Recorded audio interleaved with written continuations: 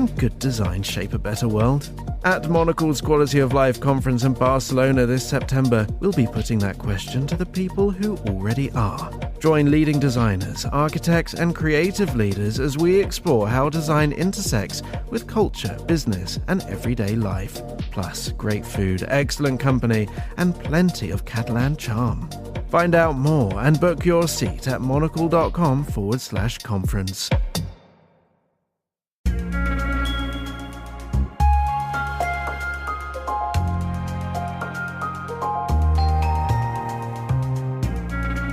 This is Monocle on Design Extra. It's a short show to accompany our weekly programme where we discuss everything from architecture and craft to furniture and graphic design. I'm Maylie Evans. The car has had a sizable cultural and architectural impact on the built environment.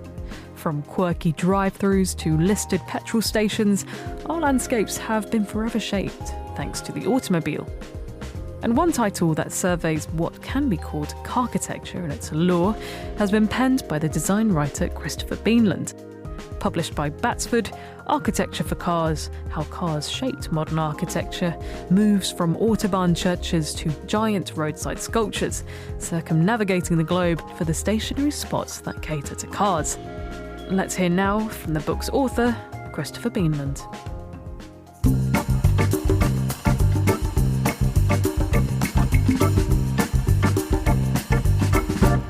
Architecture for me is this kind of total design style that emerged really strongly after the Second World War, when we were rebuilding different cities around the world, and often the car was front and center of that design. So you see these things like car parks and shopping malls, drive-through restaurants and drive-in cinemas, and this whole kind of landscape that was defined by the car and by travel.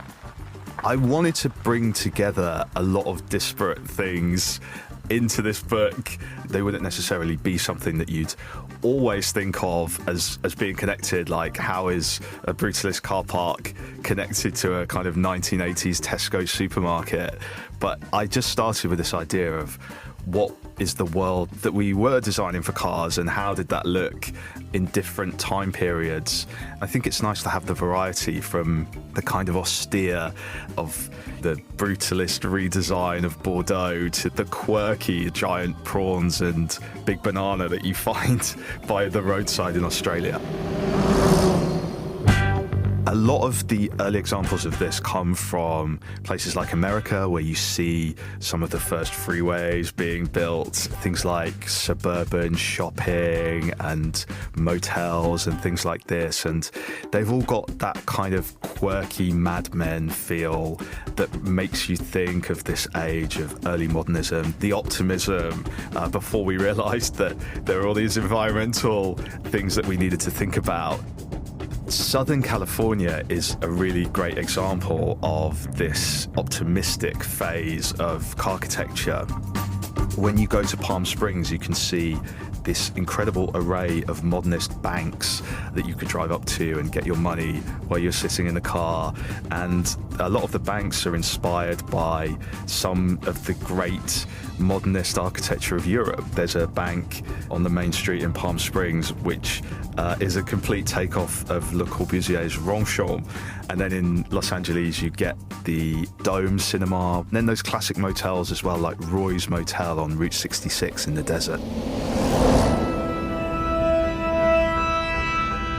The sun of Los Angeles is a long way from a rainy afternoon in Birmingham in the UK, but I think it's worth looking at the kind of day-to-day architecture that we were familiar with as well, that's kind of away from that optimistic, shiny side of Southern California. I spent a lot of time in the English Midlands myself, and those cities were designed for cars. They all have these ring roads, and people have approached that in a different way. In Coventry, a lot of poets got together and they wrote odes to the Coventry Ring Road. In Birmingham, you had these great architects like John Maiden who were trying to reimagine the city, but in a very brutalist way.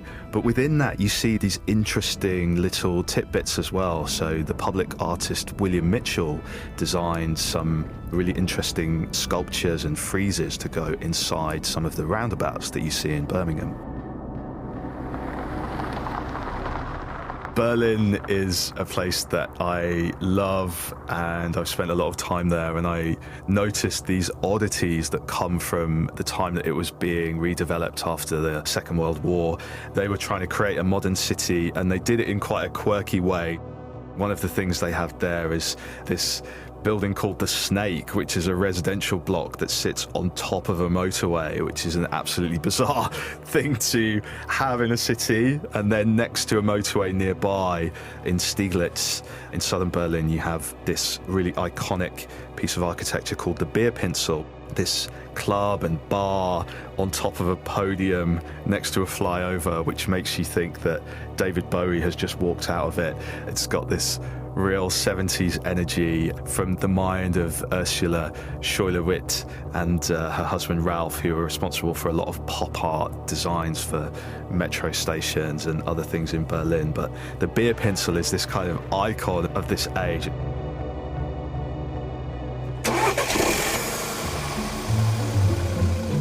If the rest of the world was taking a more measured approach to designing this architecture, trust Australia to come up with something more quirky, and I couldn't resist having Australia's big things in the book.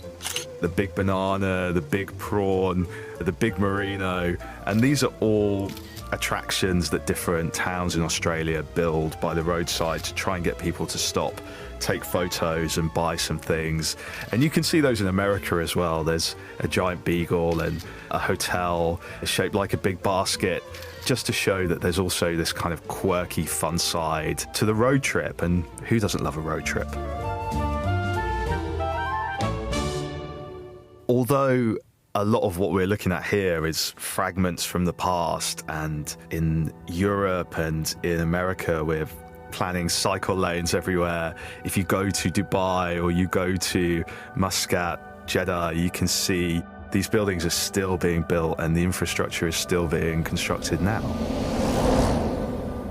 For all of us, we've lived in these landscapes and we've experienced it, and even if you don't drive, we're affected by this world that was dreamed up for us, whether or not we drive a car, and that's why I think it's interesting to explore that.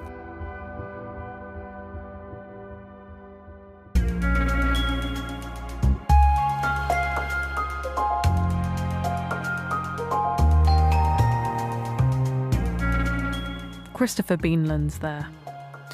Architecture for Cars, How Cars Shaped Modern Architecture is published by Batsford and available in all good bookstores now. That's it for this week, but if you're eager for more design stories, then listen to our main programme, Monocle on Design, airing on Tuesdays at 8 p.m. London time. Or if you prefer print, you can pick up a copy of Monocle magazine. It's available on all good newsstands now. Today's episode was produced by me, Maylee Evans. Thank you very much for listening.